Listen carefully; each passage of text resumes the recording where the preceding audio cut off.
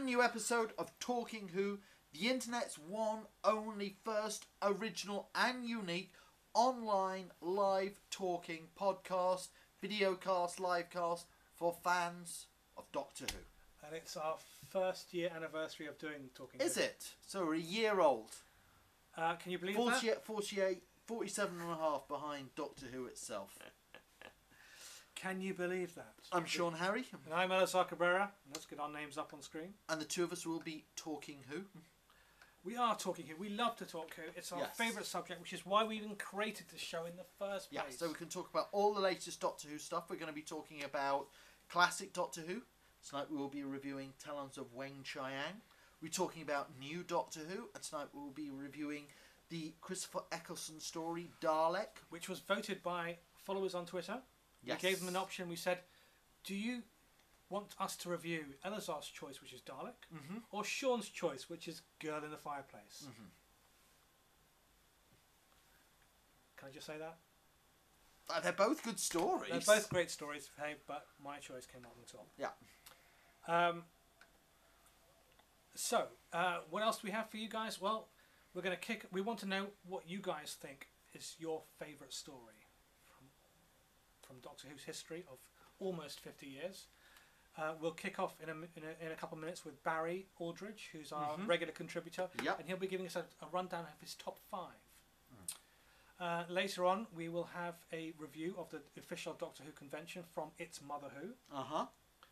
And then, of course, this month is also the 1-year anniversary of the passing of Elizabeth Sladen, and Annie Fairfowl has put together a video featuring a lot of you guys on Twitter who watch us and follow us, and it's a tribute to this Sladen. So, but we'll kick off with the subject, which is favourite stories. You know, you can never say, though. I'm amazed you always see in Doctor Who Monthly or on websites or on Doctor Who Online or something like that, you know, the top 10 ever Doctor Who stories, or, you know, trying to rate them all. And the thing about Doctor Who is it's the one, even outside of science fiction, the one drama show which so constantly radically changed the styles of storytelling episode to episode. So, you know, one person might like a more serious, gritty type story. So they're going to like something like the Talons of Weng-Chiang. Somebody like something with a bit more humour to it. So they're going to like something like the City of Death. Some people might prefer adventures set on Earth. Some people might... You know, I don't think you can really say what is the best Doctor Who or what is the worst, because it's subjective. Everybody has their opinion. But, you know, I'd like to hear your opinions. We want you guys to tweet in with what your stories are. We'll read out your tweets, read out what your stories are. Let's hand over to Barry Aldridge. Hello everyone, welcome to another Talking Who Top 5 with me, Barry Aldridge. And it is the 1-year anniversary of Talking Who. It just feels absolutely amazing. I mean, I remember being part of the second show onwards, though, helping out with Sean and Elsnar as well. So I had real fun, though, being there. And it's great, though, to be part of this format with Talking Who indeed. I absolutely love this, and I hope Talking Who carries on for a long, long time. So happy birthday, though, Talking Who, though, today. Hey. So, yeah, my top 5, though, for this week is going to be my top 5 Doctor Who stories of all time. Now, these are just basically just my opinions about what I think are the Doctor Who stories for the moment. In the past, they may have been slightly different, or in the future, there could be a slight change, but this is just my opinions for now of my top 5 Doctor Who stories of all time. And I just want to mention they're all from the classic series. All 5 of the stories I've actually chosen. So maybe I might do a top 5 new Who stories probably another time, though. So we'll see. This is my top 5 favourite classic series Doctor Who stories ever. So here we go. Okay, so at number 5, it is without doubt my favourite long story. Any story that has gone beyond 8 episodes of Doctor Who. And it is in fact called The War Games. This was Patrick Troughton's swan song, written by Terence Dicks and Malcolm Hawke. Now, a lot of people would find 10-parters to be a bit of a drudgeon. And however, the great thing is this story does not hold up. I mean, I could watch this in one sitting. I'm not kidding. 10 episodes. I mean the DVDs, you've got 5 episodes on one, and then you've got the other 5 on another disc, which is fine, you know. But it's one of those things I could just watch the entire story all the way through. Whereas some of those 4-parters later on, probably from the Colin Baker and maybe from Sylvester McCoy some of the time, they were a bit iffy at times, and didn't really hold my attention as much as the War Games, I have to say. This is an absolutely marvellous story. I absolutely just love this story a lot, I have to say. This is really, really well put together now. I've got to give it real credit, though, to those guys. So, well done to them as well. And I thought the performances were great and that. It just kept me going a bit, so sort of thing. So, yeah. I may do a review one day, though, of the War Games, so we'll have to wait and see on that. This is just a quick summary of these top 5s this week. At number 4, I'm going to give it to The Caves of Androzani. This is voted as Doctor Who as the best Doctor Who story ever. And I still rate it as one of the best of all time. You know, this is definitely my favourite Peter Davison one. And it's a pure classic. Like, it's got full of up and down emotions, and Robert Holmes writing it. It's just absolutely just wonderful just to absolutely watch. It's just really spectacular just to see in it. I just think it's wow. Sazet Jek and all different types of characters in there, and the Doctor go to Androzani Mining. You know, it had some nice little touches, and the Doctor is actually trying to save a friend's life, which is amazing, or save his life. They're in real physical danger, the Doctor and Perry, and I absolutely love the thrill of this story. There's nothing I can really say bad about it. Of course, none of these stories I would say physically bad. Any of the stories in my top 5. Number 3 is, without doubt, probably my favourite Patrick Troughton story. Is in fact The Mind Robber from his final season, and I have to say this is one of my favourite out-of-trip Doctor Who stories, written by Peter Lang, and also Derek Sherwin, just for episode 1. I have to say, it was filled with roller coasters. It has a dose of fiction in there, loads and loads of fiction about characters. And I just love the idea of it. You know, the Doctor dealing with someone named the Master, even though it's not the same Master that we all know in that. It's a very, very sort of interesting concept, and I absolutely love it. And I think with the 5 parts, it did keep me engaged quite a bit. So, yeah, The Mind Robber is definitely my number 3. At number 2, this is where it comes down to it. It's very, very tricky between number 1 and number 2. They're both written by the same writer, Robert Holmes. Well, one of them under a pseudonym and the other, you know, with his own name in that. At number 2, I have to give it to The Pyramids of Mars. Now, I could watch this story over and over again, like 3 times in a row. I'm not kidding. I did that, though, when I first got it. I just thought it was absolutely an amazing story that deals with Sutekh, Egyptology and that. And I just think Sutekh is one of the best villains. I mean, I said, yeah, he's my favourite mythical god creature. And I think he is. He's definitely the best one, because he was, the Doctor found him virtually impossible to beat. It just took a stroke of luck, though. But however, though, I just think the story structure is just absolutely right. It just had something in there, and it made you sort of believe about what was actually going on. So here is my number 1. Now, my number 1 of all time is probably without doubt my favourite 6-parter in Doctor Who ever. Another sort of long story, but you know, it kept me going a bit. It was in fact the Talons of Weng-Chiang, the Doctor and Leah going to Victorian London. And again, written by Robert Holmes. I've got to say, it's absolutely wonderful. I mean, the Doctor teaching Leela certain things, and you've got wonderful characters in there. Henry Jago and Professor Lightfoot, and the characters in there are just really great. And Robert Holmes is just absolutely fantastic at character writing. He's just really spot on, and the humour in there. I could not fault this story for a million years. I could watch this story over and over again and think, wow, this really is quite well done. And there were so many good ideas in there, and you had a good director like David Maloney, who also directed The Mind Robber in that top 5 as well. And you know, it's just, everything is just in there. All 5 of my stories are absolutely great. I think there could be a swap around between each of all the stories. Like one week I may think Talons of Weng-Chiang is my favourite, and then I'll go, no, The Caves of Androzani. But yeah, these are my 5 favourite Doctor Who stories. Sort of like a top 5, but could change every now and then. But yeah, thanks very much though for everybody that were watching. Thanks though, and I'm really looking forward to seeing what Talking Who has got in the future. Take care, everyone. There we go. So, Barry's number 1 story, The Talons of Weng-Chiang. A very popular choice with a lot of people, that story. My number 1 story, The Talons of Weng-Chiang. Your number 1 story? My number 1 story would have to be The City of Death. The City of Death. Yes. There you go. So, although, you know, if you had to say, you know, like my top 5, yeah, ones that I've enjoyed, you know, definitely you'd have The Talons of Weng-Chiang, Robots of Death. Yeah. And Pyramids of Mars. Pyramids of which Mars, is Barry's yes. number 2. Yeah. So we will be looking at Talons of Weng-Chiang later.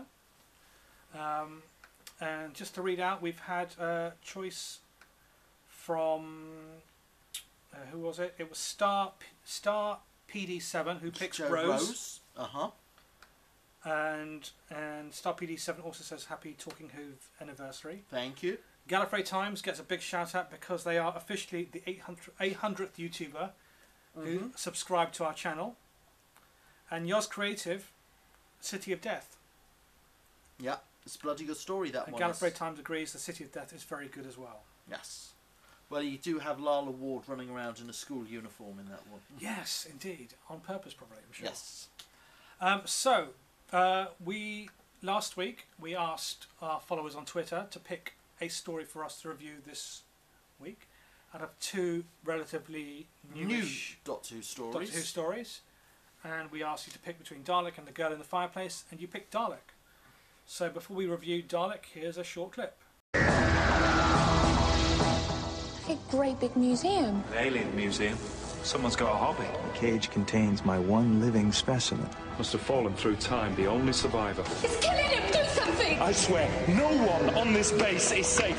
You've got to keep it in that cell. He can't get out. That lock's got a billion combinations. Civilians, let him through! That thing downstairs is going to kill every last one of us. What's the nearest town? Salt Lake City. Population? 1 million. All dead. If you want orders, follow this one. Why don't you just die? We're nearly there. Give us 2 seconds. I've come to help. I'm the doctor. Exterminate! Impossible.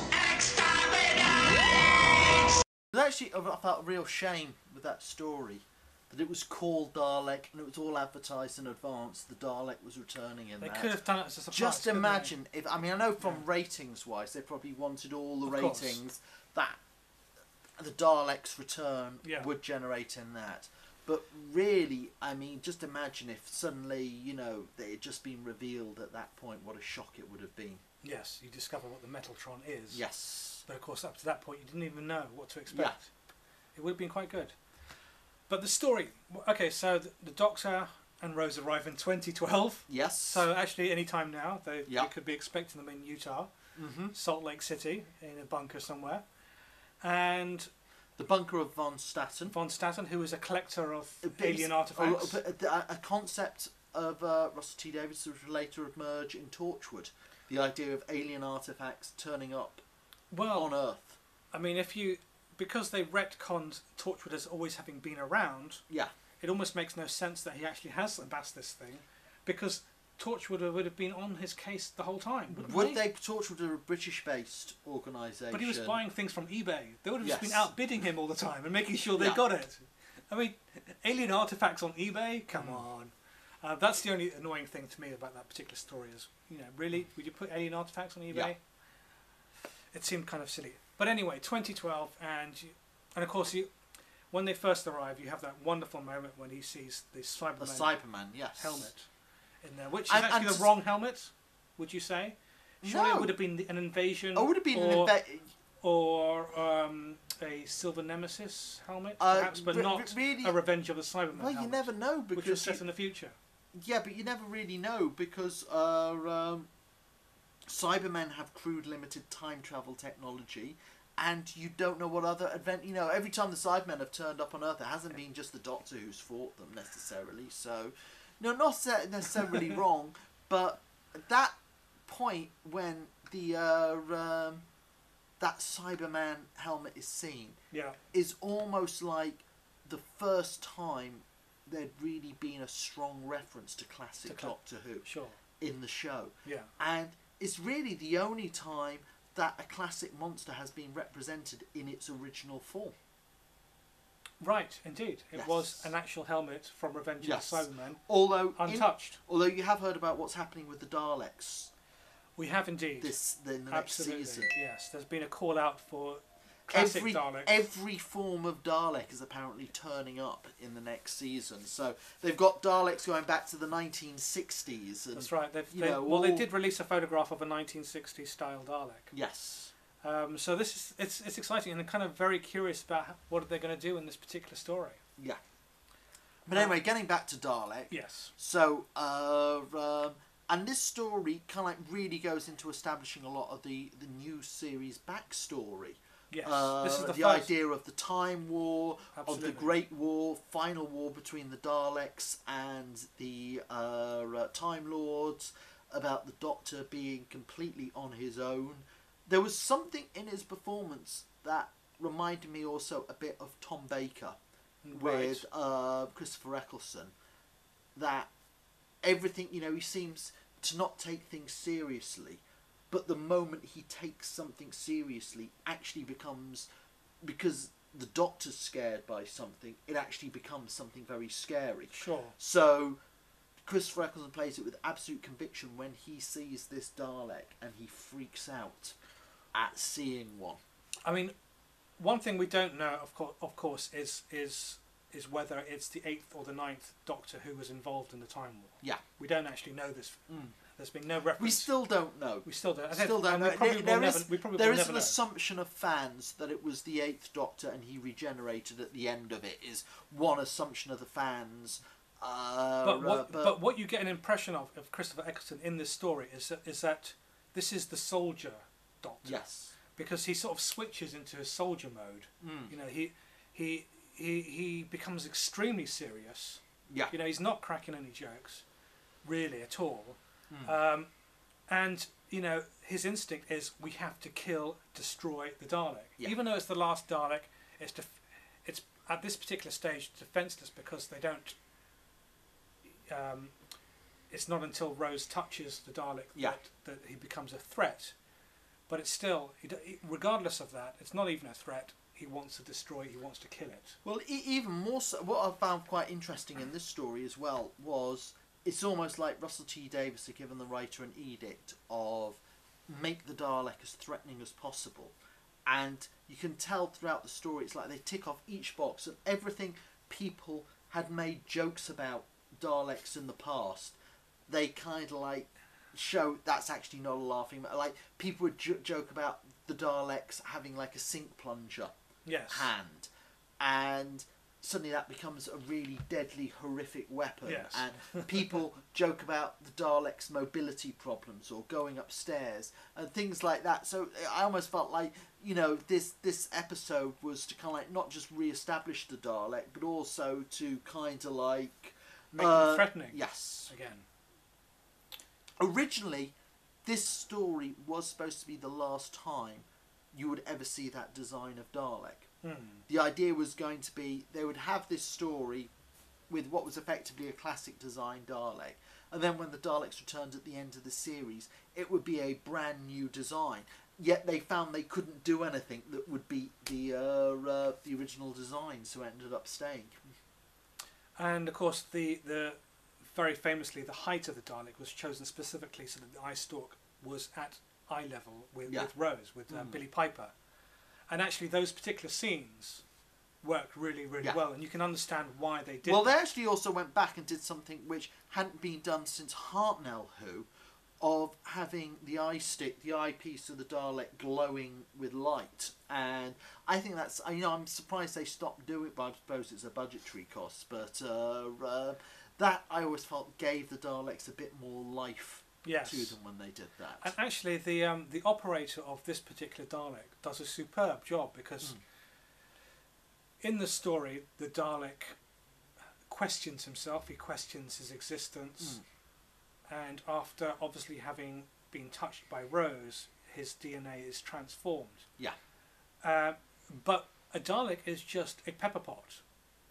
And well, all the acting is done with this eye stalk in an incredible way, actually. Well, I've got to say, though, you know, I felt that what they'd done when the production team approached this story was they went back to the black and white William Hartnell and Patrick Troughton Dalek stories. And if you rewatch any of those stories, you'll see the directors obviously spent a lot of time with the movement of the Daleks themselves. The Daleks are constantly moving, they're constantly doing stuff, and once they had like a 5-year break, and when they returned in Day of the Daleks, it's almost like they had no directors who knew how to direct Daleks and keep them interesting. And suddenly the Daleks seemed to move from what seemed like this hyperactive creature which was always about to do something to something that was more of a mechanized being, which was kind of like minimalist and only really moved when needed. And I felt that I've always felt all of the new Doctor Who series, when they've approached the Dalek, I've always felt that spiritually they're very much more connected with the Hartnell and the Troughton Dalek stories. Cool, indeed, yeah. There's obviously this kind of a role reversal between the Doctor and the Dalek as well, because after the Dalek starts transforming, he becomes extremely sympathetic, and the Doctor becomes almost psychopathically. But the Dalek still slaughters an awful lot of people in this episode. It is quite. I mean, the writing I think is fantastic. It was actually it was based on a Big Finish play, right, called I believe Jubilee. I didn't know that. No. Yes. Does the original writer get a credit? Yes, they do actually in it. Yeah. That's good. Good to know. Gallifrey Times says this. I think the Cyberman helmet was a great addition to the episode. And also says, the Gallifrey Times also says it could have been called Something is Returning. And also says, amazing story. Christopher Eccleston and Billy Piper were so good in this episode. So Dalek.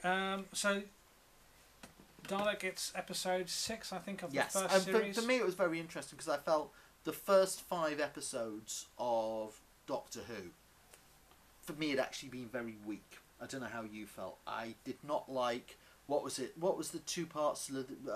Aliens in London and World War III. I felt were very weak stories. You had the excellent one though with Charles Dickens and the Geth. What was that one? But there was that one. There was the one where the Doctor takes Rose to the 51st century, and I felt they were kind of weak, and you'd only really had the Charles Dickens one of being quite strong, and suddenly you had this Dalek one, which was like poof. And I felt this was, really when Doctor Who suddenly started to hit its stride. And of course, what was really interesting, of course, about Christopher Eccleston's Doctor is actually he sacrifices Rose. Rose actually, as far as he's concerned, but he can only do it the once. He can't. It's such a tough decision to make.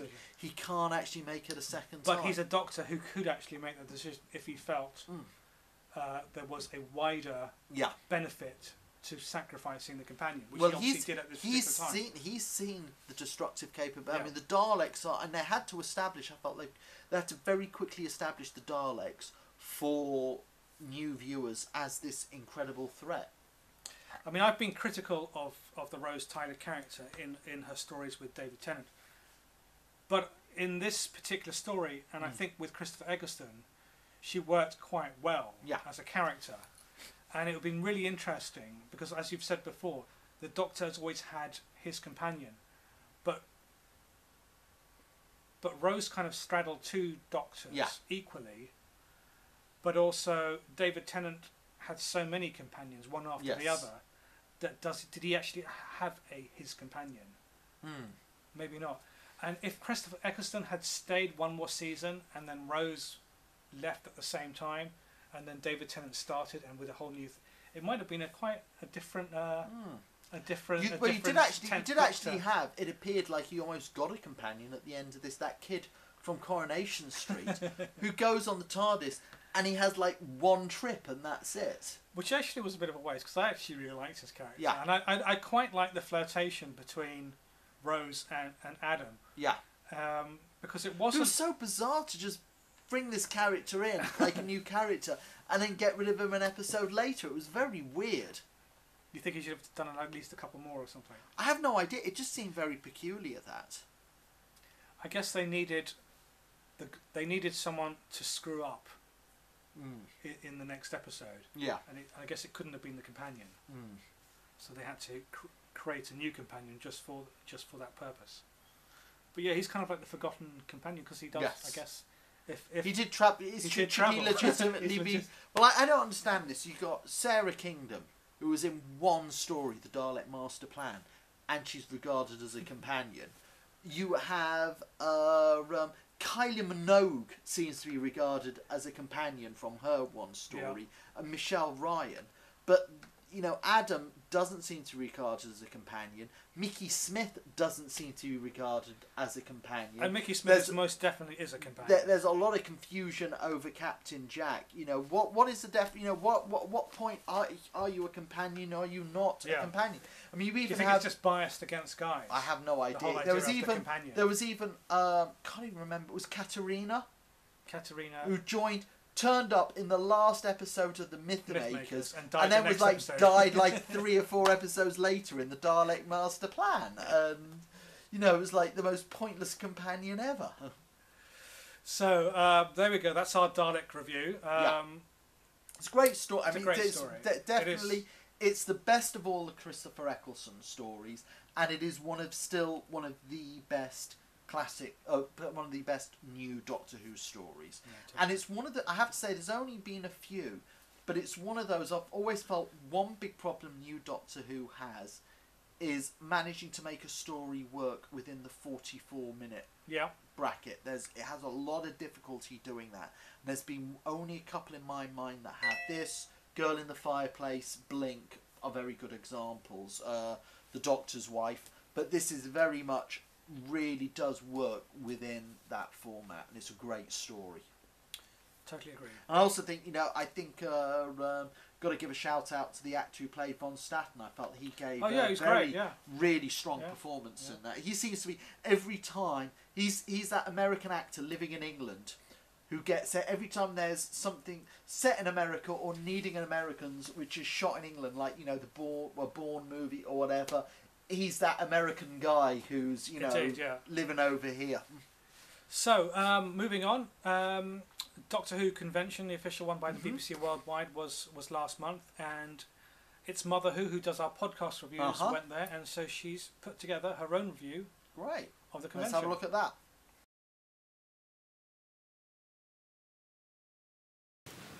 This time last month I was in Cardiff for the first ever official BBC Doctor Who convention. And this is me trying to review it in 3 minutes. The tickets for the convention cost £99 and it was £20 extra for any autographs or photographs you wanted taken with the main stars or writers. Suffice to say, after shelling out £400 on 4 tickets, I didn't want to pay for the extras, although looking back, I'm pretty wishing that I did now. A few weeks after booking the tickets, we received an email to say that because we were going to the convention, we could now apply to get tickets to go to the BBC studio and have a look around the TARDIS. That is the real TARDIS, where the Doctor, Amy and Rory cavort about. Yes, please, BBC. Our TARDIS tour was on the Saturday and our convention day was the Sunday. I'd like to say at this juncture that when I stepped off that coach after the TARDIS tour, I could quite happily have gone home then, and the convention to me was a bit of a letdown after that. The doors for the convention opened at 9 o'clock and we got there about 8:30. There were already hundreds of people snaking their way around in a queue. One really good thing about the convention was there were lots of helpers there, all wearing bright yellow t-shirts so they were easy to spot. And as soon as we joined the end of our queue, one of these helpers pounced on us, checked our tickets and then gave us Doctor Who goodie bags. In these bags, there were your lanyard that you had to wear all day, your official convention programme, a souvenir ticket, a DVD and some postcards and just some other little advertising bits and pieces. And then, at about 9:15, one Ood and a Silurian came out of the convention centre and started making their way around the queues that were forming. I thought this was a brilliant touch. It just kept the impatient crowds a bit calmer, as well as terrifying loads of children and providing lots and lots of photo opportunities for people. The convention ticket holders were split into 2 groups, Ood and Silurian. You chose this at time of booking. I, of course, picked Ood. The 2 streams had their own timetables, so pretty much most of the day had been planned out for us. There were 3 main talks, each lasting about an hour. Creators and directors, Meet the Stars, very exciting, and Doctor Who Uncut. These were talks held in huge auditoriums. I found them quite interesting. Some of them I found really interesting, but apart from the Meet the Stars panel, the kids and my partner both got a bit bored in all those talks. We also got to see a trailer for Series 7, which was really exciting, getting to see that on the big screen and on HD. Throughout the day there were also prosthetics demonstrations going on, and the special effects studio ran I think 4 times in the day. This was my favourite part of the actual convention day. Danny Hargreaves is an absolutely wonderful man, and to see the special effects taking part and to see your own son blowing up a Cyberman is quite something. Unfortunately, I was so in awe of this Cyberman walking around, I didn't even think to get the camera out. I'd just like to mention that on booking the tickets it did state that this wouldn't be a very child-friendly convention, although I'm guessing that many people, just like me, paid no attention to this because I saw hundreds of little doctors walking around. Apart from the things I've already mentioned, the organised talks and the organised demonstrations, there wasn't a lot else to do. This is my main bugbear about the convention. We found ourselves basically just aimlessly wandering around in between the talks and the big panels, and generally would just go outside and grab a coffee or something. There was a shop there, a Forbidden Planet shop. This is another massive disappointment for us. Our convention day was the second day, and we went straight to the shop when we got in at 9 o'clock, and they'd sold out of nearly everything the day before. It was the same with the official convention t-shirts, of which I have one. Ta-da! As you can see, it's a bit big for me. The only size they had left by the Sunday was the large, which to be honest was far too big for both my kids, so neither of them came away with an official convention t-shirt. I thought this was quite bad form. They should have been prepared for the amount of money that Whovians like to spend on souvenirs, and they should have made sure that everybody got something. All in all, we thoroughly enjoyed the weekend as a family. We were a little bit disappointed with the convention. I do feel it could have been a little more organised and there could have been more to do apart from the main panels and talks and demonstrations. I definitely think they could have organised the souvenirs a bit better, but apart from that, and with the TARDIS tour on top, it was an absolutely awesome weekend, and I do hope they do it next year, and I hope to see you all there.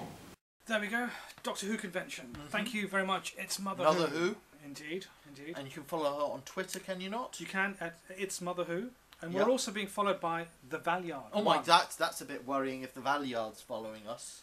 And I think he's probably claiming any technical difficulties we may have had earlier. What, down to him? Down to him. I'm not surprised. He's not. Do you think we might ever see the Valeyard returning on new Doctor Who? Well, do you think this Dream Lord character could be morphed into the Valeyard? Because we are now Dream Lord? The one with Amy's Choice. Oh right, yes. Because we are approaching. You know, we only need one more Doctor, and then we're sort of getting into the realms of the Valeyard But the territory. Valeyard was only a possibility. I'd be more curious the next season if we will see a return of Omega. Well, would that just be awesome? Well, for the 10th anniversary, the villain was Omega. For the 20th anniversary, the villain was Omega. Unfortunately, there was no 30th or 40th anniversary story. There was that Children in Need one, wasn't there? Right, yes, that was what was it? Dimensions in in Time, Time. one of the greatest Doctor Who stories. Doctor Who crosses over with EastEnders. And why not? I mean, you know, you only have to watch it to realise he why arrives not. in other parts of London. Why wouldn't he not arrive in Albert 3D? Why would he not It was arrive in in Albert Square? 3D as well, if you It was. remember. If you could even get any glasses back then. Yeah, I know. I remember watching it in 3D, so it can never be screened again. That's right. They don't have the rights for it, do they? No. Not even for charity. What a shame. What a shame indeed. So, speaking of conventions, 11th hour. Yes. How are we progressing? Not too bad. Yeah. Only 2 months to go now. 2 months to go. Yeah. So make sure you get your tickets. www.starfury.co.uk. It's a 3-day Doctor Who convention. 15th to the 17th of June at the Birmingham Hilton Hotel. That's not just focused on Doctor Who, but it's more specifically focused on the 11th Doctor. So we've got Matt Smith making an appearance, Alex Kingston, Francis Barber, Mark Shepherd, Morgan Shepherd, Simon Fisher-Becker. We've got Tony Lee, who writes the comic books, Jim Swallows, who's one of the novelists, coming along. We're going to have guest talks, photo sessions, autograph sessions, lots of cosplay, discos every night. It's going to be a great weekend. Tickets, £90 for a regular ticket, and that gets you autographs from the guests as well as entry for 3 days. Once Matt's confirmed what day he's attending, though, once he's confirmed that, we'll also be making one-day tickets available as well. Excellent, fantastic. And the autographs, yes. How does that work? Right, well, we go through the autograph session. The gold ticket holders will go through first on the Saturday. Once they're all through, the regular tickets all go through. Matt will be doing a separate autograph session to everybody else. So he'll be going through on 2 autograph sessions. But attendees get 1 autograph from each guest, included in the ticket price. And if you wanted an additional autograph, that'll be £10. Okay, so how many guests are you talking about? What is that? At the moment, there's 8. 8 guests. So, but there may be 2 more. If you were to buy, if you had to be charged separately, that would have been £80 anyway. Yeah, but well, to be honest, if you look at shows like Collectomania or some of them being charged £20, London Film and Comic Con or London Expo or something like that, something like Matt Smith would probably be like 40 to 50 quid. So it's. I mean, definitely the price of the ticket alone more than covers what those autographs would normally cost you. Then you've got the parties, the guest talks, the opening ceremonies, the closing ceremonies, everything else on top. So it's definitely, if you compare it with the pricing structure of other events, it's definitely getting a good deal in here. Plus, you get to meet Matt Smith. You get to meet Matt Smith, and you get to meet other fans. Yes, and hang out and make new friends as well, which is very important. If you tweet at Tom_Orton, Tom is compiling a list of Twitter followers of Talking who are all going to go to the 11th hour. Yeah. And we're going to arrange probably early on for all the Twitter followers to sort of get together and meet each other, because a lot of people have only met each other on Twitter. They've not actually met each other face to face. You know, we are there for a whole weekend, so you know, it'd be nice if we all got together early, meet each other, get familiar with each other, because then we can spend an entire weekend as friends. And that's the whole idea. And some panels as well. There'll be probably about 5 or 6 panels every day. Cool. So website is starfury.co.uk. Go check it out and sign up if it sounds your kind of thing. So Elizabeth Sladen, #1 companion. Definitely with everybody. With a lot of people. Well, April last year, just before we went on air, a day before Talking Who launched, was the sad news that Elizabeth had passed away. A lot of fans obviously have been talking about her over the year, and of course in this last month, in this anniversary, they've been tweeting a lot on Twitter. Annie Fairfield has gone on Twitter and she's collated a lot of the stories of people who got to meet her, and this is the video that she's put together. Hello, I'm Annie Fairfall here with a collection of fan memories, photos, stories, and favorite clips to honor the first anniversary of the loss of Elizabeth Sladen, our Sarah Jane Smith. So many of you responded with so much for Elizabeth that I could have made an hour of this easily. So if you don't see what you sent, please know how very much it was appreciated. Elizabeth deserved it. Now, we're going to start off with a joyful moment from the most requested episode of all, School Reunion. And then we'll go from there. With you, did he do that thing where he'd explain something at like 90 miles per hour and you go, what? And he'd look at you like he just dribbled on your shirt? All the time. Does he still stroke bits of the target? Yeah. Yeah, he does. I'm like, do you two want to be alone? How's it going? What? Listen, I need to find out what's programmed inside these. What? Stop it. Now we're going to spend a couple of minutes looking at a few fan stories. Rick sent this cheery shot of Elizabeth where he says, "I was lucky enough to bump into her at Tesco's in Cardiff Bay. She was beautiful, kind, and gracious to me, and I went to work and was a mess because I just met Sarah Jane and it was all real." Corey says, "I had the pleasure of meeting her once. She was a warm, friendly, compassionate lady with a heart of gold. The universe will be a lonelier place without her." Brandon and her friends, she's the one in front, asked Liz for a chat after a theater performance. And though she was obviously frail, she came out in the cold to sign autographs and pose for photos. She was wonderful. Tom was taking photos of Elizabeth and Sylvester McCoy when they suddenly invited him behind the table for shots with them, a kindness he's never ever forgotten. Those were the fans, but let's hear from the lady herself on Sarah Jane. This clip is from The Five Doctors in 1983, when she was paired after several years with John Pertwee. It was rather strange going back as John's assistant, because for 2 years I'd been Tom's assistant, and not only do you adapt, but you change your own performance. You need imagine, to. yes. So going back to John, it was like, am I going to be that Sarah, or am I going to be the Sarah that was with him as the other doctor? Well, he would prefer his assistant to be more little girlish, so I had to play up to that when I came back as this, which was quite strange. But did you hear him say there, all teeth and curls? That was my line. Your line. And I said, I wrote a good line. Lizzie, I think I should say that line. I was so cross. Cheeky John. I was so... He did that, though. And here's a brief clip to illustrate her point. Go on, I'm listening. Right.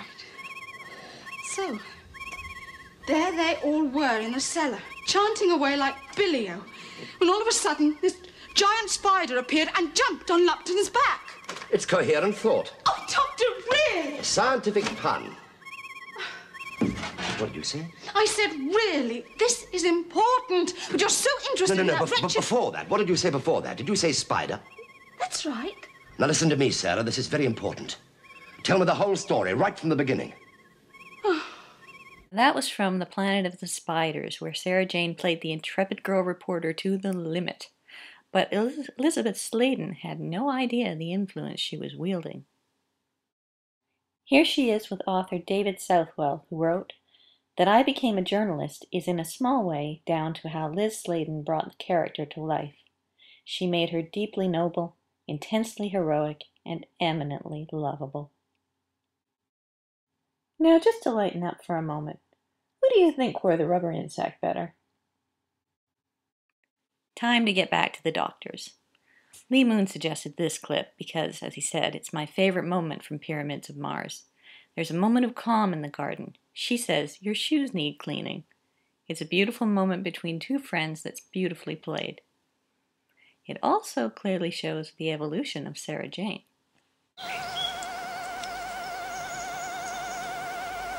Are you going to help, or are you just going to stand there and admire the scenery? Your shoes need repairing.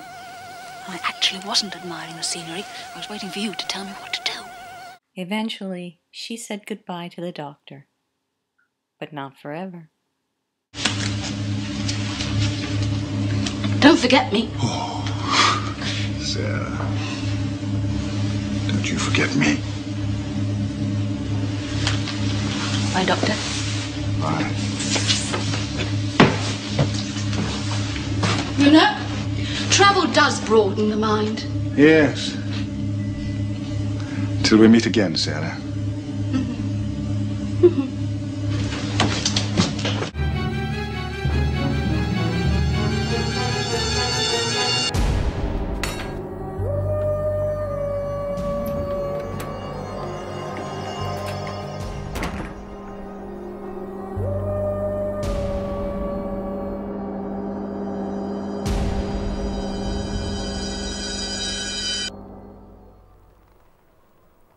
Hello, Sarah Jane. It's you. Oh, Doctor. Oh, my God, it's you, isn't it? You've regenerated. Yeah, half a dozen times since we last met. You look incredible. So do you. Like I told. So, gosh, that was different. Hello, everyone. Who are you? Where's Clyde? Come on, Ronnie, use your brain. Clyde and I swap places, yes? I'm where he was, so he's where I was, which means right now, ooh, he's in a lot of trouble. No, Ronnie, don't you see? It's you, isn't it? Oh, you've done it again. Hello, Sarah Jane. Doctor? That's the doctor. What doctor? The doctor? My doctor? Yeah, well, he couldn't change his face. I know. Into a baby's. Boy, imagine it from my point of view. Last time I saw you, Joe Grant, you were what, 21, 22? It's like someone baked you. And now some words from a few of her fans. It was such a joy to finally get to meet Elizabeth Sladen at a convention for her many American fans. It was truly a great moment that will be one of the major highlights of my Doctor Who convention experiences. Elizabeth Sladen was instrumental in Doctor Who's success during her tenure on the show, especially alongside Tom Baker. She will never be forgotten, and it's a testament to the success of her character that she returned to the role in the Sarah Jane adventures. Here is a girl who's feisty, not afraid of giving her opinion or arguing with the Doctor, but it was so much more than that. Both the third and fourth Doctor loved her and clearly had a strong affection for Sarah. This was no acting. Everyone loved Elizabeth Sladen, and what's not to love? My own son, when asked about her, couldn't look me in the eye, but echoed Tom Baker by saying, "She was a good girl, Mom, and I hate cancer." None of us could agree more.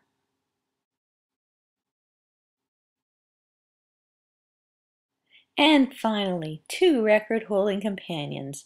Fraser Hines, who as Jamie McCrimmon was the longest-serving companion, and Elizabeth, who served under 4 doctors and ended up with her own spin-off, the Sarah Jane Adventures. Sorry, K9. Normally I'd sign off right now, but for Elizabeth Sladen, our Sarah Jane. Out. Thank you very much, Annie. That was a lovely video. And thanks for everyone on Twitter who tweeted and sent emails to Annie and contributed to that video of your memories as well. That's great. So, now we're going to round off tonight's episode with a review of a classic Doctor Who story. One of the stories that's actually probably one of the most fondly remembered Doctor Who stories among fans, and that's the Talons of Weng-Chiang. My personal favourite, I think, as well. It's an amazing story. It's one of the favourites. To put it in context, this was a story that took place at the end of season 14. With the 4th Doctor and Leela. With the 4th Doctor and Leela. It was Leela's 3rd story. She'd been introduced in the Face of Evil. And the idea was to do a Pygmalion type thing with a character. To introduce a character who was primitive, and the Doctor would play kind of like a Professor Higgins and try and educate her. And in this story, this is the first story where she's seen wearing regular clothes. Yeah. And the Doctor is brought into Victorian times to try and teach her something of her ancestors and of how to behave. So you see very much Leela's primitive attitudes coming into a clash with Victorian... Culture clash. Yes, big culture clash. Story was...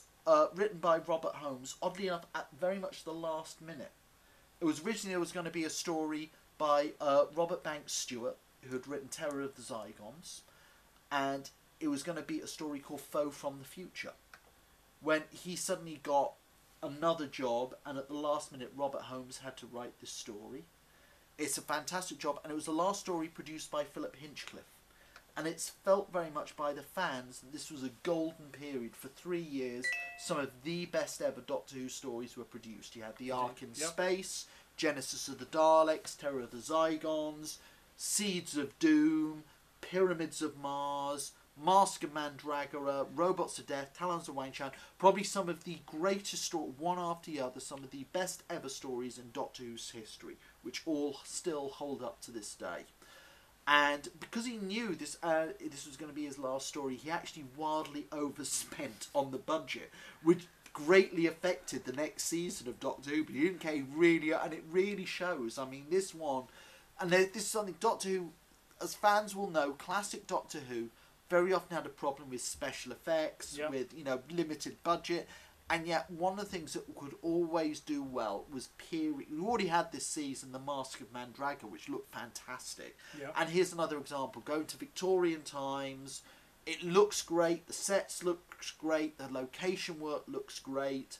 There's even a story that they were doing a location shoot down a street to make it look like a Victorian street. And they'd asked all the residents to move their cars. And one of the residents was on holiday and he left his Jaguar on the street. So they covered it in hay. Anyway, let's show a very brief clip. Saturday evening entertainment on BBC One. At 6:30, Doctor Who and Leela start a new adventure by visiting Victorian London, looking for entertainment and finding trouble. Really, miss? And how can you be sure of that? I am a warrior at the Sever team. I know the different sounds of death. Now put our prisoner to the torture!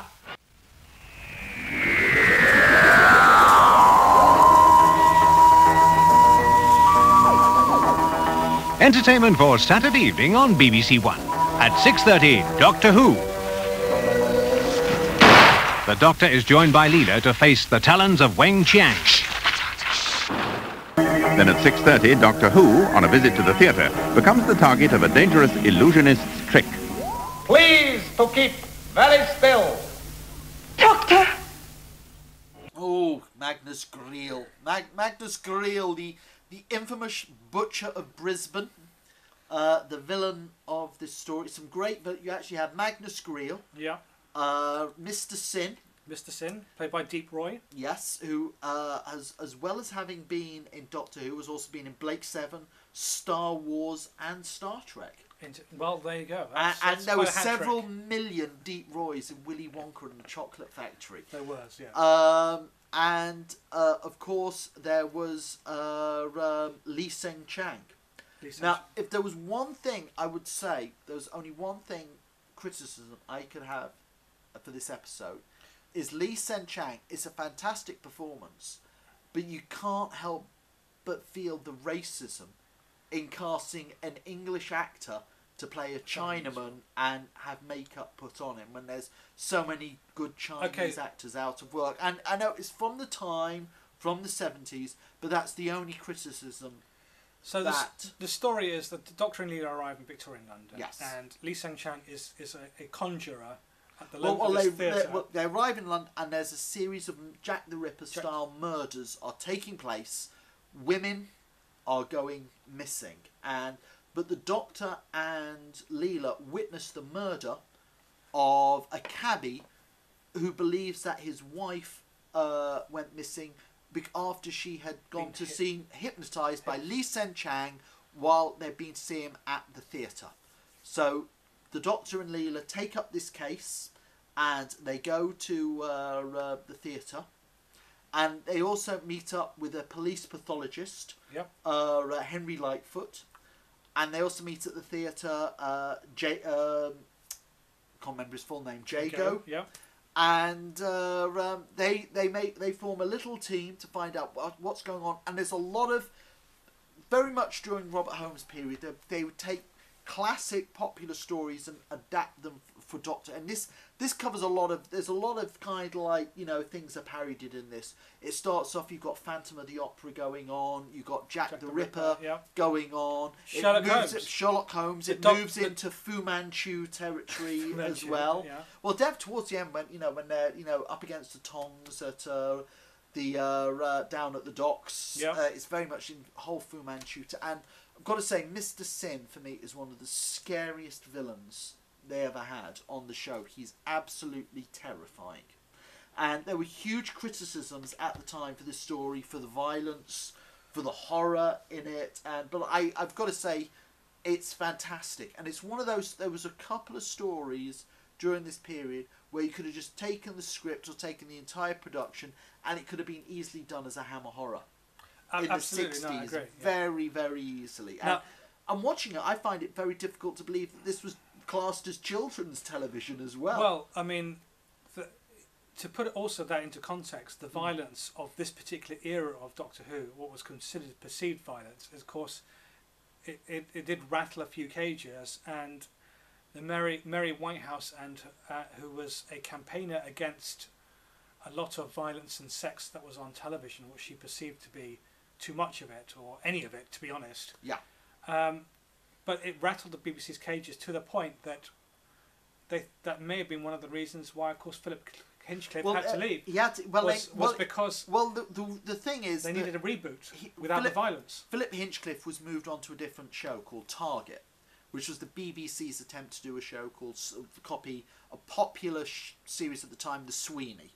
So it was an attempt for them to do a violent action cop series, and it was seen within the BBC as a move up for Philip Hinchcliffe. And alongside Verity Lambert, Philip Hinchcliffe has probably gone on to be the most successful producer outside. If you look at his career, he's had a fantastic career as a producer. But I suppose the point was that he wasn't consulted. But but that's very usually a producer would say, I want off this show, and he was already planning the 4th season of Doctor Who when he was pretty much told, you've got a promotion, you're off this show. And it is pretty much seen that he was getting huge. Actually, even compared to today, that period when he was producer, Doctor Who had its highest ever ratings. Yeah. So on one respect, he was hugely successful. It was getting huge ratings and it was getting great critical response. But on the flip side, they were having all this flack from Mary Whitehouse. So I think that the BBC think, well, let's reward him for the ratings and promote him, and we kill two birds with one stone.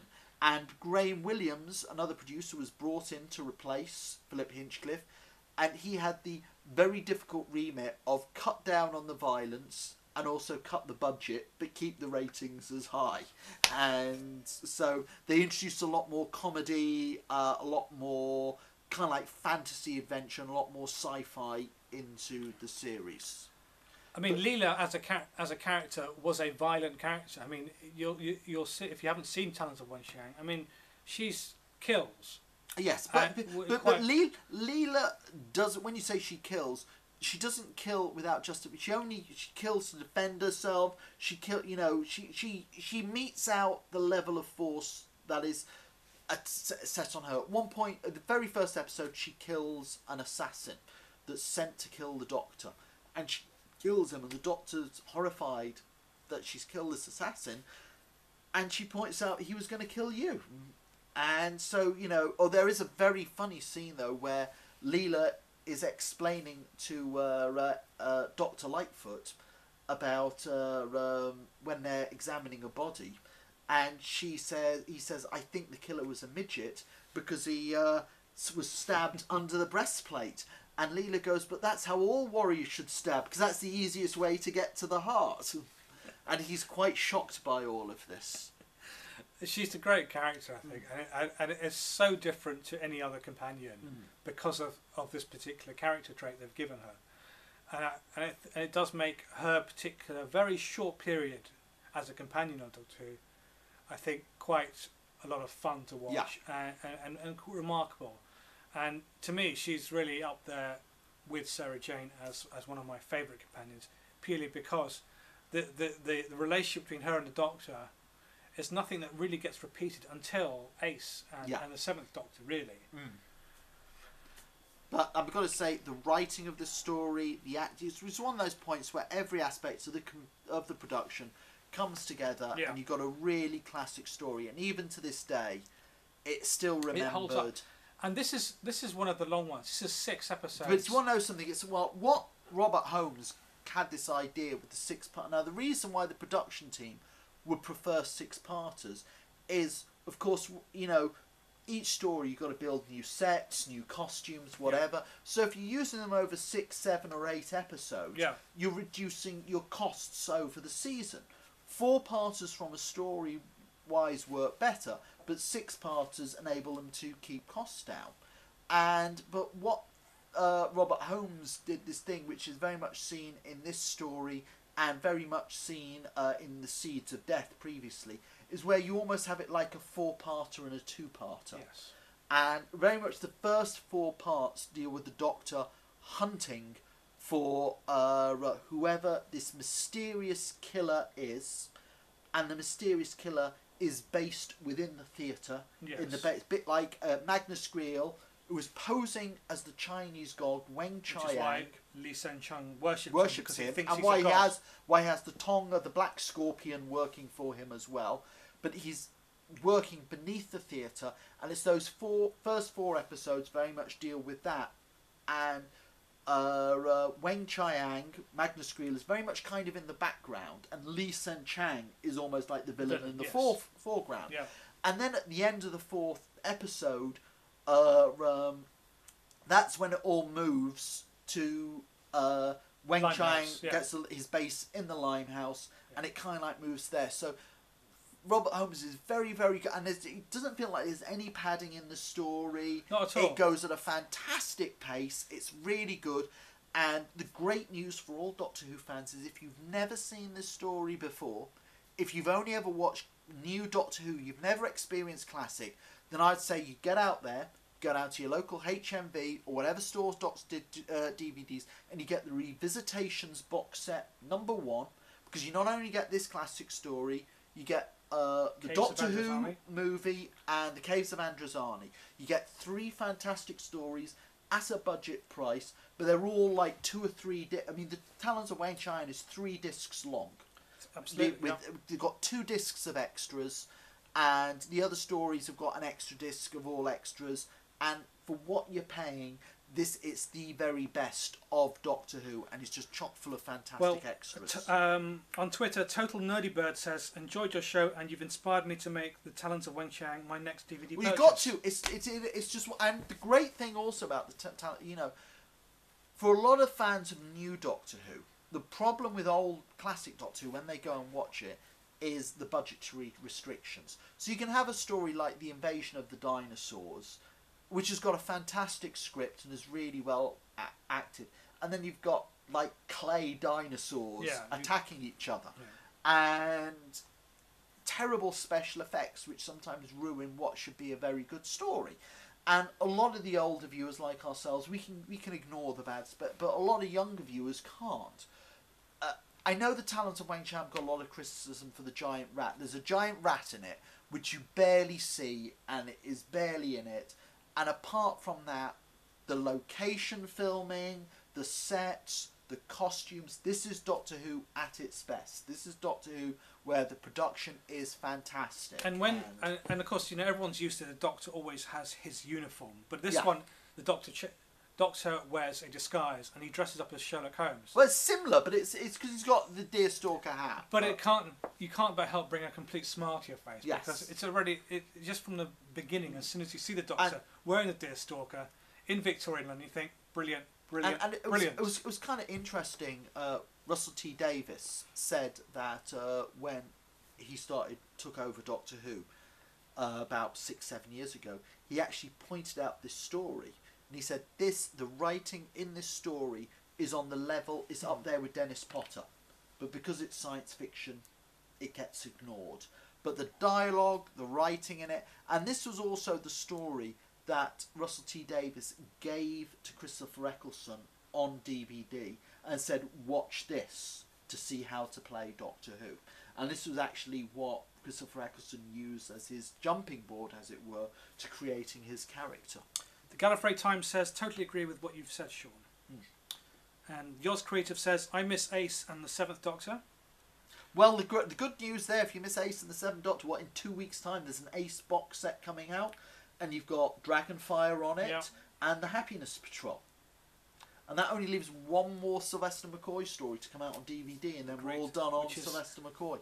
The greatest show in the galaxy. Yes. Which sums up Doctor Who. Yeah. Now, also for trivia buffs, okay, this is an interesting story because the origins of Captain Jack come from the Talons of Weng-Chiang. Yes, they do. Weng-Chiang is obviously the character that Magnus Creel is impersonating. Yeah. Magnus Creel himself is a war criminal from the 50th century. Yeah. And is the first human to time travel, because obviously humans they're not a time traveling race. We're not. Yeah. It's taken us several centuries, but in the 50th century, Magnus Creel becomes the first person to time travel, which is the whole basis of this particular story. Yes. And of course, his concern of course, is that he's going to get captured by the police who monitor this kind of behaviour, which are the time agents. Yes, and he thinks the Doctor is a time agent. He thinks the Doctor is actually a time agent. And of course, this is what Captain Jack is. Yeah. His whole origin is that he's a time agent, and why in his particular area, 51st century, I think he's from. Yeah. Is that right? You know, they're now going around, you know, arresting anyone who's breaking the time rules. And Magnus Greel's time experiments are the Sigma experiments. The Sigma experiments. Yes. Yes, which are in not quite perfect time travel experiments. They're utter failure, according to the Doctor. It makes your face go all wobbly. Yeah. Or bent face. Bent face, Which yes. is another great thing about Leela, is when she just comes calls up, it as it is. She doesn't care about what their characters' names are. If she thinks you should be called Bent Face, you're going to be called Bent Face, you know. But actually, there's other, I mean, great characters. I mean, Jago and Lightfoot had such great chemistry. They're now four seasons of Big Finish audio plays just based on their characters. At the time the story aired, Robert Holmes discussed with the BBC the possibility of doing a spin-off. It's very interesting, actually. For 26 years, Doctor Who was on the air on the BBC, and they looked at doing a unit spin-off. They looked at doing a Dalek series spin-off, which apparently got to the scripting stages, and they were like a week or two away from filming the pilot for that before it fell apart. They looked at doing a Jago Lightfoot spin-off, and they did a pilot for a spin-off series with K9, and none of that ever happened. And, you know, in 26 years it never gone out. And now, but since we've had new Doctor Who, we've had Torchwood, we've had the Sarah Jane Adventures, and we've had an American spin-off of Torchwood. We had an American spin-off of Torchwood, which most of us fans like to forget ever existed. And there's also been 2 different cartoon series as well. Indeed, absolutely. Plus all the various web series that they've done with the Schalke Doctor, etc. So there's been a lot. Yoz Creative says you interact with us during the show on Twitter and here on YouTube. What about Google Plus? Because, well, Yoz, we actually attempted to do that because we actually were running Google Plus Hangout on a second laptop here, but the firewall on our YouTube Wirecast won't accept. So we were going to try and have a Google Plus Hangout. But there you go. Anyway, that's going to bring us towards the end of our show. Indeed. Now. Yep. There you have it. Talons of Weng-Chiang.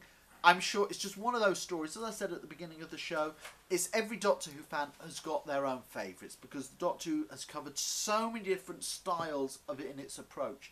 But Talons of Weng-Chiang is one of those, there's only a couple really, but it's one of those that every fan you mention to it and they're going to have a warm glow about this story. So, and it's one of the few stories that I would recommend. If you've never watched classic Doctor Who, if you're into new Doctor Who, this is one of the first ones you've got to go for. This is, you try this out, and if you don't like this, you're not going to like any classic Doctor Who. I mean, this is the best there is to offer. And just get it on the Revisitations box set, and I'm sure that you won't regret it. Absolutely, I second that wholeheartedly. I'm sure Barry does as well, because he picked it in his #1 story. Yes. Guys, thanks for joining us. So do you know when we'll be back? Well, we'll have to obviously do another one before. What, the 11th? So we'll have to be back in May. We'll have to do a look at the Ace box set and what other new... I mean, there's a lot of rumours coming up about the new series, but how many of these can we discuss? I mean, we mentioned from the press release, the BBC had released, and they stated what one of the villains coming back next season was.